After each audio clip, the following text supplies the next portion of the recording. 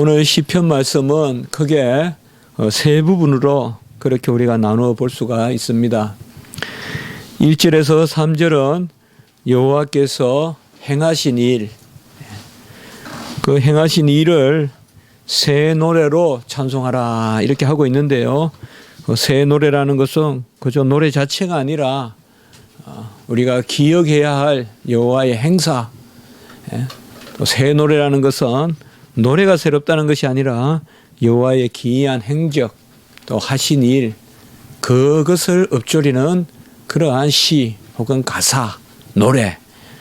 그래서 1절에서 3절은 크게 여호와의 행하신 일을, 그리고 4절에서 8절까지는 아주 격앙된, 어떻게 보면 아주 고조된 그런 어조로 찬양하라 찬양하라, 어떤 조용하게 어떤 그런 진행되는 그러한 찬송이 아니라 아주 격조가 아주 곡이 높은 그런 여호와에 대한 찬미.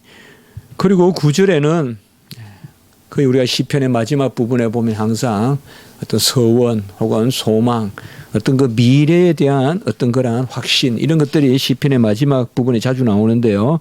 오늘 9절은 소망, 그가 끝내는 심판하시고 판단하시며 의와 공평으로 세상을 심판하시리로다. 이렇게 세 부분으로 되어 있습니다. 여호와께서 행하신 일을 1절에서 3절에 특별히 노래하고 있고요. 어떻게 보면 이것이 이 시편에서 가장 중요한 그러한 내용을 구성한다고 볼 수 있겠습니다. 이러한 내용이 있으니 4절에서 8절까지 찬양할 것이다, 찬양하자라고 하고 9절에는 그러한 하나님이시니 우리가 소망을 가지자, 이렇게 되어 있습니다. 새 노래라는 것은 아까도 말씀을 드렸지만은 바로 우리가 무슨 노래를 새로 지어서라기보다는 여호와가 날마다 행하시는 그 일을 우리가 기억하면서 읊조리자, 그 노래를 부르자라는 것입니다. 이 당시에 무슨 대중음악이나 또 이런 것이 있었겠습니까? 모든 노래는 다 여호와 하나님께 바쳐지는 성전의 노래고 또 찬미의 그러한 가사입니다. 그러므로 새로운 노래라는 것은 새 수를 새 부대에 붓듯이 우리가 그저 옛노래에 빠져 있지 말고 옛날에 물론 여호와는 역사상의 그러한 하나님이지만 지금 날마다 역사하시는, 날마다 새롭게 하시고 우리의 새 부대를 채워주시는 그 여호와를 노래하자. 그리고 날마다 우리에게 처음 나는 것, 새 것을 노래하자라고 이렇게 말하고 있습니다. 왜 어른은 아이를 보면 그렇게 해고적이고 기본적으로 좀 한탄 쫄까요? 저도 우리 동네 아이들이 너무 많은데요. 그게 아주 기쁜데, 우리 집에 가장 좋은 것이 저는 주변에 아이들이 많다는 겁니다. 나가면 거의 저는 노인이고요. 우리 아파트 구조가 그렇게 되어 있는데요. 아이들이 많으니까 너무 좋아요. 오늘도 또 오는데 단풍 밑에서 아이들이 노는 모습이 정말 하나의 그림과 같고, 해그름할 때, 어두움할 때, 우리 어른들도 날마다 새로운 것을 어떻게 보면 우리가 오히려 더 아이들보다 성숙하게 새로운 것을 생각하고 또 새로운 것을 날마다 해야 되는데, 뭔가 우리는 자꾸 해고적이고 이제 남은 인생은 그저 뭐 별 일 없이 그냥 이렇게 진행되다가 마칠 것 같은 어떤 그런 뭔가 그 항원에 서 있는 그런 생각들을 우리 어른들이 좀 하는 부분이 있거든요. 그래서 항상 전에 천산명 시인에 보니까 40대에 그러한 그 회포가 바로 과거를 회상하는 것이다, 그런 이제 내용이 시에 있었던 걸 기억이 나는데요. 40대는 그냥 입만 열면 과거 이야기를 한다는 거죠. 어릴 때 이야기. 우리도 그럴 수 있어요.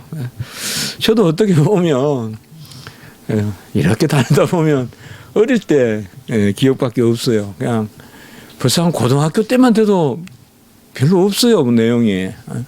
아주 어릴 때 불과 길지 않은 시간. 그러나 영적으로 봤을 때 우리는 그것은 별로 좋지 않습니다. 얼마나 과거를 기억하는 것은 아름다운 사람이 하는 것입니까? 낭만적이고 또 과거를 따뜻하게 품을 수 있어야 남을 사랑할 수 있거든요. 결국은 과거를 사랑한다는 것은 그것은 많은 용서가 필요하고 또 그 마음의 폭이거든요. 과거와 씨름하고 과거 때문에 부대끼고 이런 사람들은 좁은 거거든요. 과거의 자기 기억 때문에 매여 있고 그것 때문에 힘들어하고 이건 어쨌든 우리가 그렇게 아름다운 모습이 아니거든요. 과거를 품고 과거를 이기고 또 그런 사람이 새로운 것을 할 수가 있는데요. 새 노래는 어떻게 보면 여호와께만 바쳐질 수 있는 노래라고 볼 수 있습니다.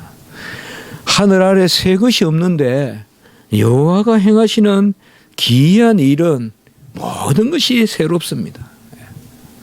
우리가 일전에 그렇게 나눈 적이 있죠. 하나님은 창조하셔서 조성하셔서 우리에게 수여하신다.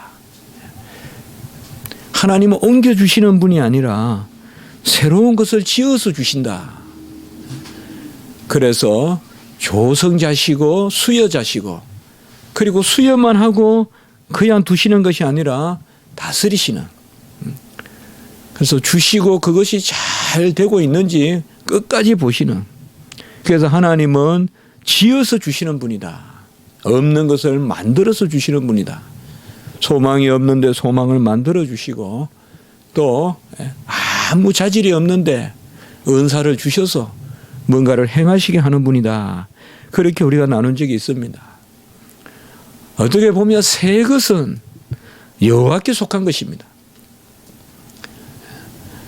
인간은 전부 다 잘해야 옮기는 것이고 잘해야 그걸 부풀리거나 그렇게 하는 것입니다만은 하나님은 새롭게 하십니다.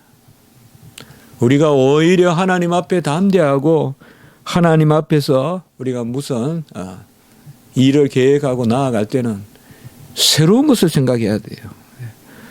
뭔가 내가 이 점 해서 이 정도 가지고 뭔가를 해보겠다. 그런 것도 우리가 물론 중요하지만은 하나님의 백성은 하나님이 친히 행하시기 때문에 하나님의 일은 새로운 일이고 사실상 무조건적으로 일어납니다. 기본적으로는. 어떤 조건을 갖추어서 일어나는 일, 인과관계에 충실하게 일어나는 일이라기보다는 하나님의 일은 하나님의 뜻도 그 방식도 그 결과도 모든 것이 새롭습니다. 그러니까 어떻게 보면 우리는 아무것도 할 수 없고 정말 홍해 앞에 서 있는 이스라엘 백성 새로운 거예요. 역대로 바다가 열린 적이 없어요. 역대로 바다가 열린 적이 없어요. 새 일이에요. 기이한 일이에요. 기이한 일. 오늘 기이한 일을 행하사 이게 새 일이란 뜻이에요. 그렇게 새 노래를 부르자. 아무 무기도 없고 어떤 공성추가 있어서 뭐 빵빵 쌓아 올려서 성을 공격하는 것도 아니고 그저 오합지졸인 노예 백성들이 그저 자기들 걸어 다니기도 힘든 사람들이 자기 종족 그냥 걸어 다니면서 보존하기도 어려운 백성들이 어떻게 당대의 큰 성 여리고 성을 무너뜨릴 수 있느냐. 여태껏 없었던 일이에요. 처음 하시는 일이에요. 그래서 하나님께서 기이하다. 기이하단 말은 어떻게 보면 처음 하는 일이다. 여러분, 우리가 하나님 앞에 나아갈 때는 내 자신이 지극히 겸손하고 하나님 앞에 무릎 꿇고 낮아져야 되지만, 그러나 하나님 앞에 구하는 것은 우리가 항상 하나님께서 기이한 일을 행하실 것이다. 내 삶에서 또 하나님 앞에서의 어떤 헌신, 봉사, 그런 것들을 우리가 하나님 앞에 맡겨야 됩니다. 이스라엘 백성이 이제 40년 광야 생활을 마치고 길갈로 들어왔죠. 길갈로 들어와서 여리고를 점령하러 나가기 전에 이제 그들이 할례를 행하고 그리고 유월절을 지켜요. 어떻게 보면 전쟁을 앞둔 백성으로는 미련한 일이죠. 전쟁을 앞두고 체력을 보강해도 모자랄 텐데 할례를 행하여 피를 흘리고 살을 찢고, 그래서 전부 다 한자들이 돼서 지금 여리고성을 점령하러 나가는 거예요. 어떻게 한자가 돼서 성을 싸우러 가냐 이 말이에요. 그때 또 하나님이 더 어려운 지경을 하나 만드셔요. 만나가 그치는 거예요. 만나가 그치는 거예요. 어떻게 보면 악조건이에요. 저 큰 성 여리고성은 떡 버티고 있는데 몸은 찢어서 피를 흘려가지고 겨우 그때 의술이 얼마나 좋았겠어요. 그냥 돌칼로 베어내면 자연 치유 때까지 기다려야 되는데, 그러한 아픈 몸을 이끌고, 그거는 남자들이 전쟁을 포기하겠다는 것과 똑같아요. 할례를 행했다는 것은. 그런데다가 40년간 익수가 먹고 있었던 일용할 양식 만나도 그치고, 그러면서 여리고를 지금 점령하러 가는 거지. 그때 그들이 보면 새로운 소산을 먹었더라. 제가 이 말씀을 몇 번 설교한 적이 있었어요. 옛날에 또 주일학교 하면서도 청년들은. 사실 새로운 일은 많은 경우에 새로운 환경에서, 가나안이라는 새로운 환경, 또 새로운 일은 많은 경우에 아주 힘든 형편에서 우리가 일어납니다.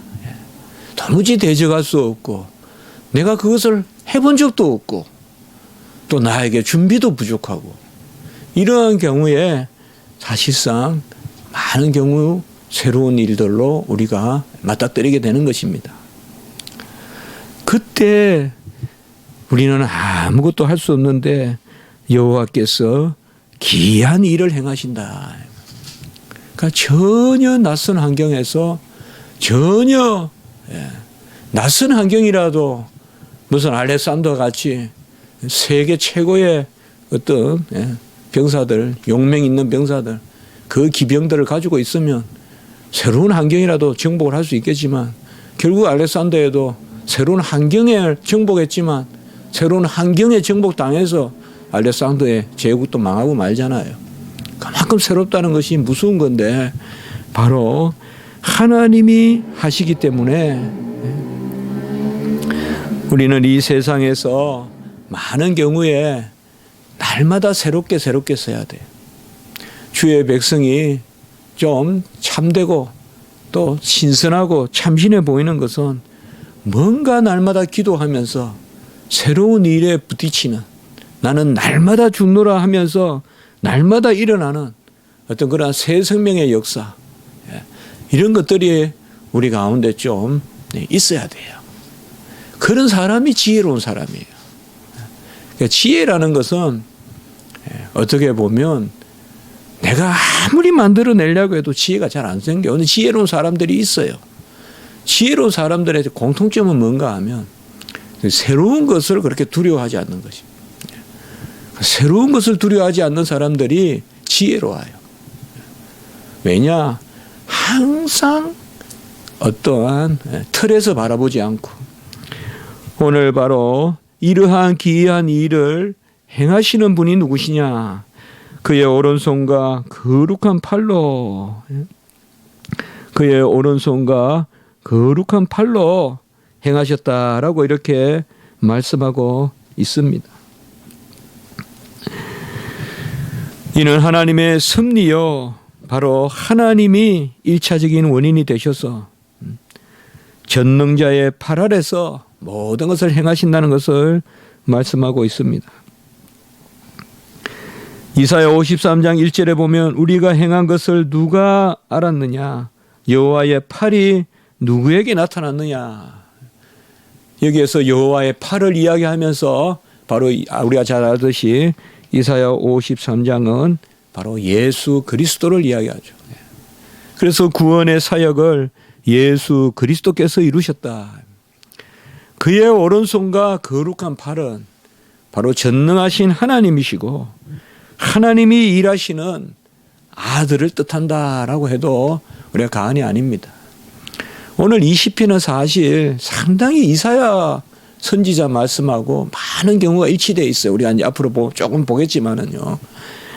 이사야에 보면 특별히 이 전능자의 팔, 이사야 62장 8절에도 보면 여호와께서 그 오른손 그 능력의 팔로 맹세하시지 아니하였느냐. 네가 다시는 악인들이 네 곡식을 가져가지 못할 것이다. 이렇게 여호와께서 오른손 그 능력의 팔로 이사야 62장 8절에 우리가 잘 아는 이사야 59장 1절에도 보면 여호와의 손이 짧아 구원하지 못함도 아니요. 이런 말씀들을 우리가 볼 수가 있어요. 바로 주님께서 새로운 일을 하실 때 자신의 손으로 그 손이 짧아서 일하지 못함도 아니하시고 여호와의 팔이 누구에게 나타났느냐? 바로 우리에게 역사하시는 그 오른손과 거룩한 팔로 그 모든 일들을 행하시는 것입니다. 하나님은 새로운 일을 행하실 때 우리의 과거를 기억하지 않습니다.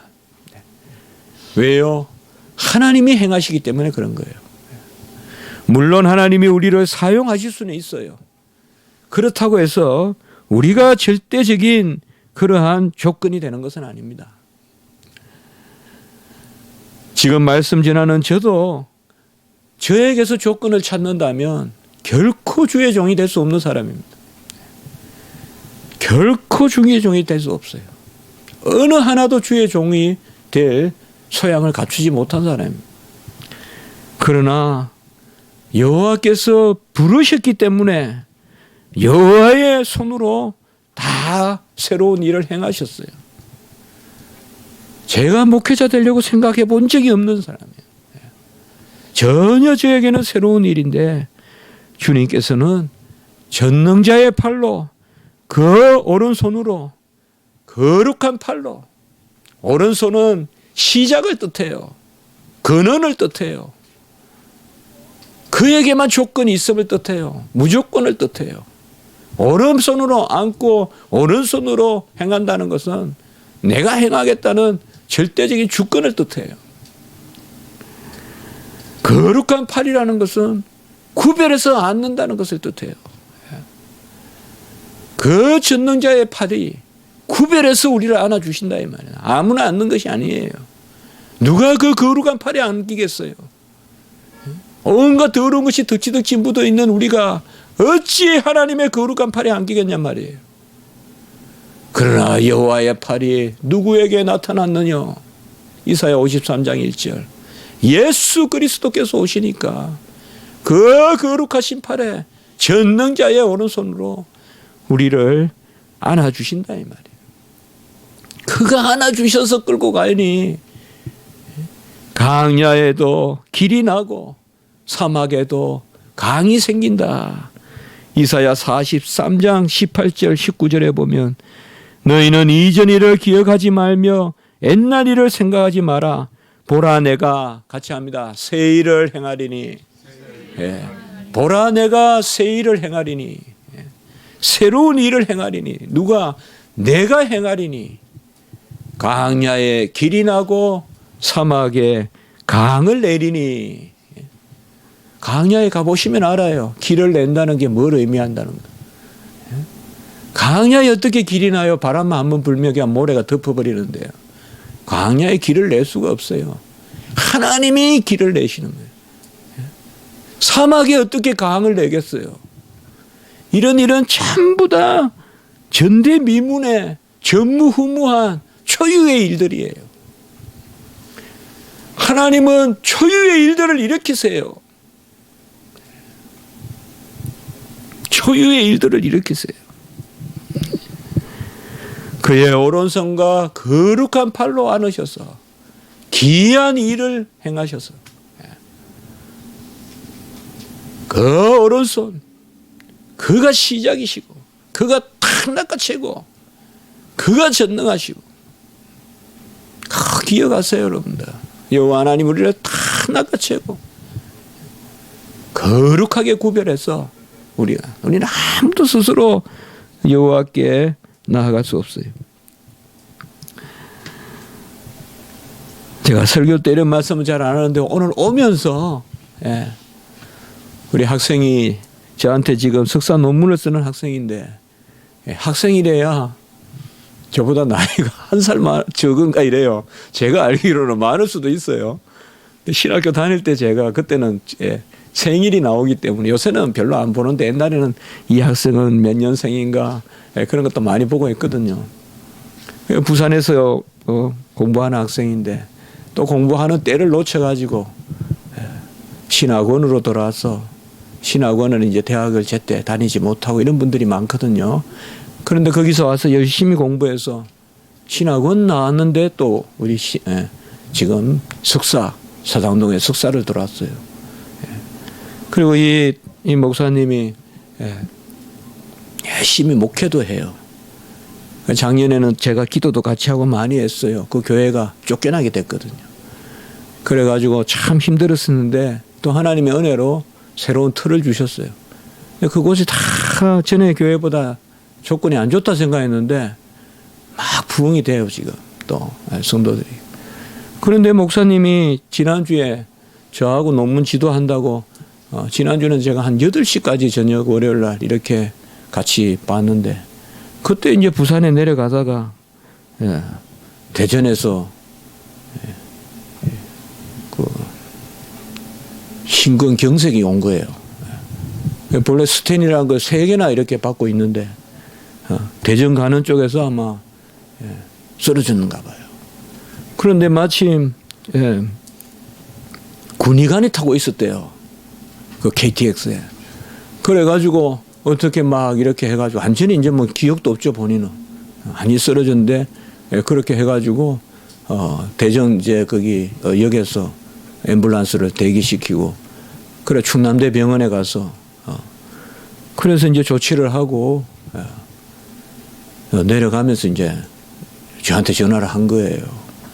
제가 생각이 나서 전화했다 하면서 전화를 해서 내가 어쨌든 공부보다 생명이 중요하니까 공부보다 생명이 중요하니까 그 논문 안 써도 되니까 그 내가 책임지고 통과시켜 줄 테니까 이 말까지는 안 했습니다만은 책임지고 제가 무슨 재주로 통과시켰습니까? 열심히 공부하는 학생이에요. 최고 글도 빨리 쓰고 하는 학생인데. 그런데 이제 어제 또 전화가 왔어요. 어떻게 해야 될지 모르겠습니다. 병원에서는 이제 심장을 개복해서 수술을 해야 된다. 안 하면 죽는다 잘못하면. 그래서 그렇게 이야기하는데 본인은 그렇게 하면 목회를 할 수 없고 이제 교회를 저렇게 막 개척해가지고 하고 있는데 할 수 없고 어떻게 해야 될지 모르겠습니다. 그러나 1차적으로는 가족들하고 의논한 바로는 어쨌든 방학 때까지는 기다려보자. 몇 달 동안. 그렇게 이제 이야기했다 그럽니다. 그러면서 저보고 슬쩍 지나가면서 오늘 오전에 한 12시쯤 전화가 와서 이런 케이스가 없어서 병원에서도 의아해 한다는 거예요. 그 무슨 케이스인가 하면 그렇게 심근경색이 오면 죽는데요. 그 죽든지 어떻게 그래 돼야 되는데 이해를 못 하겠다는 거예요. 그게 고신대학교 병원에 이제 부산에 내려가서 본래 거기 다닌대요. 고신대학교 병원에서 의사 선생님께서 그렇게 말씀하시더래요. 그래서 이건 어쨌든 막혔다가 자연적으로 다시 피가 통하게 되는 어떤 그런 케이스인데 이런 경우는 없는데 그러면서 이제 금방 예배 오는데 제가 설교는 준비 안 된 말씀은 잘 안 드리는데 오늘 본문을 말씀드리려다가 오는데 전화 왔어요. 우리 김원지 전도사랑 같이 오는데 하도 케이스가 특이해서 그래서 심장 학회에서 어떻게 관심을 가지고는 고신대학교는 다 이제 신학교 병원이니까 우리가 믿을 수 있지 않겠어요.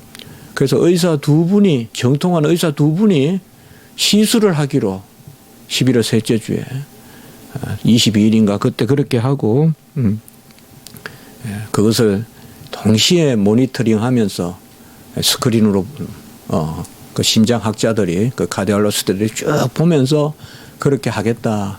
이제 그렇게 이야기해요. 저는 그게 뭔지 그런 내용은 잘 모르지만 어쨌든 제가 생각하기에는 오늘 계속 그 목사님이 이야기하는 것은 이런 일은 없었다.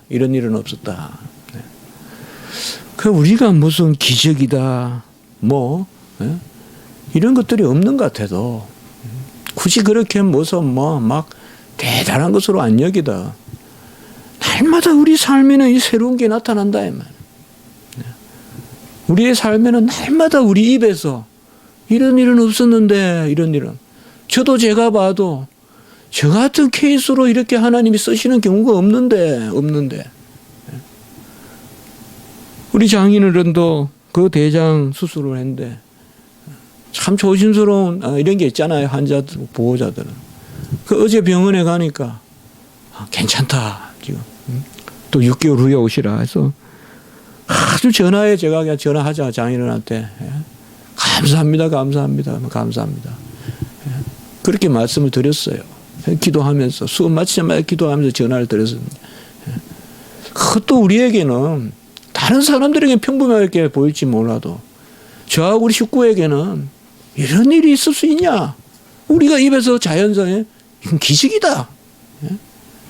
정말 작년에 우리가 이맘때쯤 조금 이때쯤 정말 우리는 거의 참 절망 가운데 있었거든요. 그런데 하나님이 이렇게 바로 새 노래, 새 일은 키포인트가 뭐냐? 오늘 1절 후반부에 보면 자기를 위하여 구원을 베푸셨습니다. 자기를 위하여 구원을 베푸셨습니다. 우리는 많은 경우에 자기를 위하여이라면 이기적인 표현이죠. 그러나 하나님이 자기를 이해한다. 이거는 좀 더 생각해 볼 일이에요. 하나님이 자신을 이해할 일이 뭐가 있을까요? 부족함이 없는데 완전하신데. 자, 우리가 한번 이렇게 생각해 봐요. 하나님이 문 목사를 위하여 이 일을 행했다 이 말하고 하나님 자신을 위하여 문 목사에게 이 일을 행했다. 우리는 하나님이라는 주어를 썼을 때는 하나님이 자신을 위하여라고 말한다면 훨씬 더 이것은 하나님이 은혜를 베푸시는 거예요. 하나님이 자신을 위하여라는 말은 바로 하나님의 일로 여겼다는 거예요. 하나님의 일로 여겼다는 거예요. 우리를 위하여 아니라 자기를 위하여 했다는 것은 정말 이거는 진실하고 간절한 거예요. 내가 누구에게 도와줬어요. 감사합니다. 아니요, 내 기쁨인걸요. 내가 좋아서 하는 걸요. 이렇게 말한다면 그건 진짜 진실한 거예요. 지금 그거예요. 내가 좋아서 했다 이 말이야.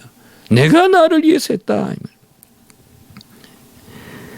자기를 위하여 하셨다. 우리는 하나님께서 나에게 영광을 돌려라. 나를 경외하는 자를 내가 기뻐한다라고 할 때 그걸 이기적으로 보아서는 안 된다 이 말이야. 하나님이 자기를 위하여 혹은 하나님이 나에게 뭐라 하라고 했을 때는 그건 완전히 우리를 높여주시는 것이요. 우리와 하나님이 하나 되는 것입니다. 자기를 위하여 구원을 베푸셨음이로다. 이사야 43장 25절에 보니까 이런 말씀이 나와요. 오늘 제가 이사야하고 상당히 많은 말씀이 겹친다고 했죠. 이건 조금 더 후에도 보면 그걸 확실히 볼 수가 있는데 이사야 43장 25절에 보니까 나는 나를 위하여 내 허물을 도말하는 자니 내 죄를 기억하지 아니하리라. 나 곧 나는 나를 위하여, 너를 위하여가 아니라 여기에 우리는 훨씬 간절함과 주권과 주님이 주님을 위하여 우리를 구원하셨다. 이 말은 주님이 무슨 이기적이라서 구원하신 것이 아니라 그야말로 완전히 우리를 주님 것으로 여기고 네가 내 것이라 해주고 그래서 너는 내 것이니 내가 너를 이해하지 않을 수 있겠냐. 우리가 자식을 이해하는 것은 자식을 이해하는 것이 아비에게 이해하는 거 아니겠어요. 자식이 잘 돼야 아버지도 좋은 거 아니겠어요. 그러니 자식에게 잘하는 것은 아비를 이해한 것이죠. 부모를 이해한 것이죠. 타자로 삼자로 여기면 내가 너를 위해서 했다 하지만은 하나같이 여기니까 나는 나를 위하여 너를 구원하니 내 죄를 기억하지 아니하리라. 이 자기를 위하여라는 말을 오늘 우리는 좀 요철을 두고 봤으면 좀 쫙 부가시켜서 봤으면 좋겠어요. 새 노래로 여호와께 찬송하라. 기이한 일을 광야의 길을 내시고 사막에 강을 내시고 홍해를 가르시고 여리고를 무기 하나 없이 돌 하나 안 들고 무너뜨리시고 그 기이한 일, 새 일, 전혀 전대미문의 일, 전무후무한 일을 행하사 그 오른손으로 거룩한 팔로 자기를 위하여 우리를 구원하셨도다. 이렇게 말씀하고 있습니다. 이사야 60장 15절 16절을 보면 여호와께서 이를 살피시고 그 정의가 없는 것을 기뻐하지 아니하시고 사랑이 없음을 보시며 중재자가 없음을 이상히 여기셨으므로 자기 팔로 스스로 구원을 베푸시며 자기의 공의를 스스로 의지하사. 이사야 60장 15절 16절이에요. 여기 보면 자기 팔로 구원을 베푸시고 공의를 스스로 의지하사. 오늘 3절에도 보시면 하나님의 구원을 보았도다. 하나님의 구원을 보았도다. 그리고 3절의 초반부에 보시면 이스라엘 집에 베푸신 인자와 성실을 기억하셨으므로. 이 이사야 60장 15절 16절과 아주 유사한 그러한 말씀입니다. 오늘 2절에 보시면 후반부에 공의가 나오죠. 그래서 공의와 구원. 이것이 이사야서의 60장 그만 제가 말씀을 드렸던 15절 16절에 바로 구원을 베푸시며 공의를 그의 팔로 드러내시니 거의 같은 말씀이 이사야서하고. 그래서 오늘 이 말씀은 이사야 말씀과 너무나 그런 유사한 말씀이다. 구원은 전체적인 구원이요 우리를 건지시는 것이요 구원은 죄에서 돌이키는 것일 뿐만 아니라 우리를 완성해 주시는 것입니다. 여호와의 구원은 영생이고 바로 완전한 그러한 우리를 자녀 삼아 주시는 것입니다. 그 구원을 공의 가운데 2절에 보시면 구원을 알게 하시고 공의를 나타내시고 공의 가운데 그 구원을 이루십니다. 그리하여 아들을 보내시는 것입니다. 이사야 59장 17절에 보면 공의를 갑옷으로 삼으시며 구원을 자기의 머리에 써서 투구로 삼으시며. 계속 제가 이사야서를 인용하는데 너무나 이사야서와 말씀이 유사해요. 그가 베푸신 인자와 성실을 기억하셨으므로. 헤스에드는 바로 하나님의 사랑, 처음과 끝이 되는 사랑, 하나로 여겨주시는 사랑.